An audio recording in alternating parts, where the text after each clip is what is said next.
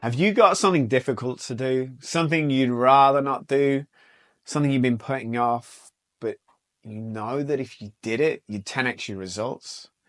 We all know that success comes from doing the hard things, the things others are unwilling to do. But what we don't know is, how do we get ourselves to do the hard thing and do those hard things consistently? How is it that David Goggins is able to continuously push his body way beyond the point where most of us give up or even believe what's possible? Or how did Oprah Winfrey push herself to continuously reinvent herself from talk show host to media mogul, overcoming racism and sexism along the way?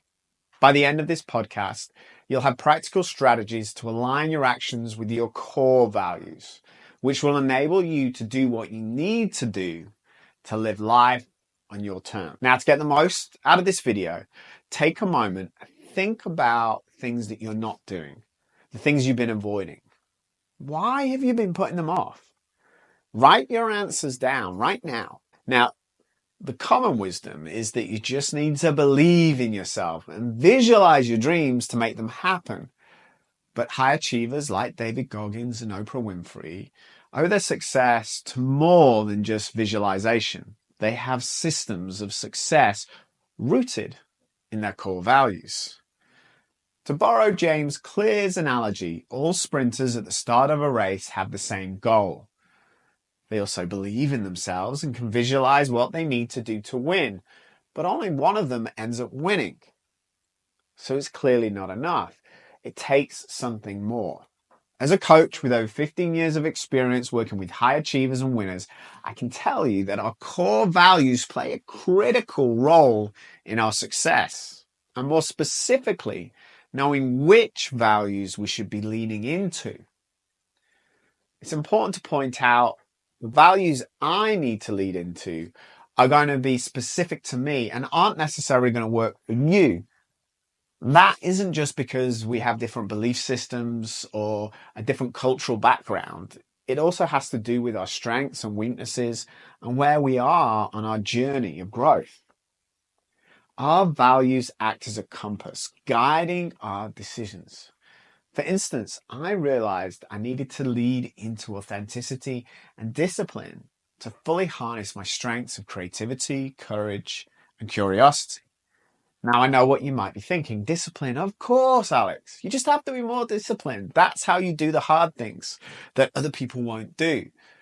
But we all know people who are super disciplined, yet aren't super successful or fulfilled in life. As an example, I had an extremely disciplined client. She was a lawyer and she was on the fast track to partner, making an incredible amount of money for somebody in her early 20s. Yet we realized that her value of discipline was keeping her trapped in a career that she didn't want it. It was the career that her parents wanted for her, that her teachers wanted for her. Together, we realized she needed to lean into her values of creativity and vulnerability. She needed to be vulnerable enough to ask for what she wanted, and she needed to use her creativity to create a career that would allow her to live life on her terms. In a sense, we're always leading into our values, even if we're not aware of it. For instance, when we choose an unhealthy takeaway over a healthy salad, we're prioritizing comfort over health. This everyday decision-making process reflects our values. So for us to tap into the power of our values, we have to be conscious of them and then let our values guide our decisions effectively. If you do a personal development workshop, something like Tony Robbins' Date with Destiny, you'll end up with a list of 8 to 12 values. The problem is that we can't be consciously aware of more than one or two things at once.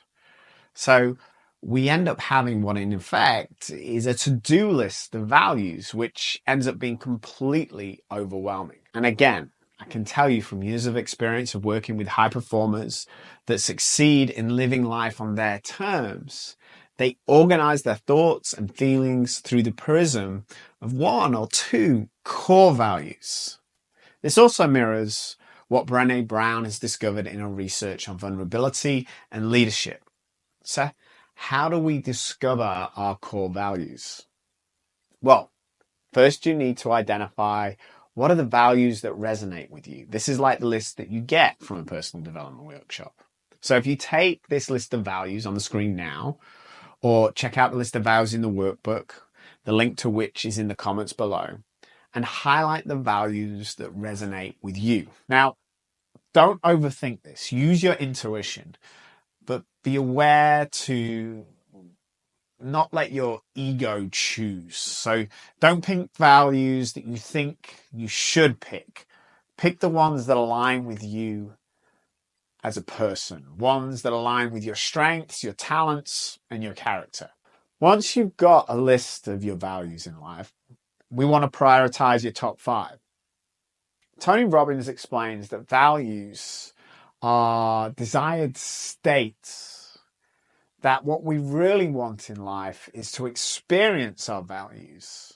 As an example, we might be driven to earn lots of money, but it's not the money that we're really after. It's the money or the feeling that the money provides. For some, that's going to make us feel safe. For others, it's going to make you feel powerful or excited. So when we prioritize our values, it's about ranking the top 5 in order of what we want to experience in life. For me, that's health, mindfulness, courage, family, and equality. The next step to clarifying your core values is identifying your strengths. Which values come easily to you, like breathing, even in difficult circumstances? For myself, they would be my core or my old core values of creativity, courage, and curiosity, as well as mindfulness, adventure, and gratitude. These values manifest consistently, and I don't have to work on them unless I'm facing life or death situations. Now, once we've got those steps completed, the third and final step is to take an audit of your life and see what values have been guiding you. Then we want to consider, what actions do you need to be taking in life that you're not? So go back to the answers you wrote down at the beginning of this podcast.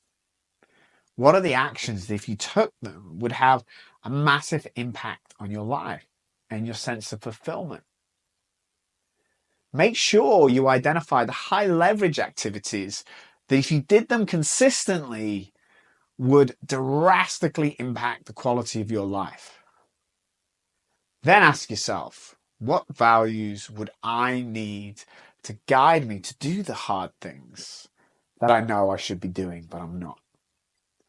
For me, I realized that I was leaning into my values of creativity and curiosity, which meant I was developing the bad habit of saying yes to everything.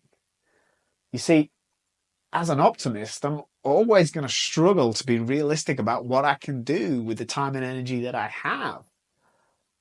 I also love learning new things and taking on new challenges. And my creative mind is going to come up with things, millions of things that I could do instead of the things that I know I should be doing. So I realized that what I'm not doing is setting strong boundaries, especially with myself, but also with the people around me.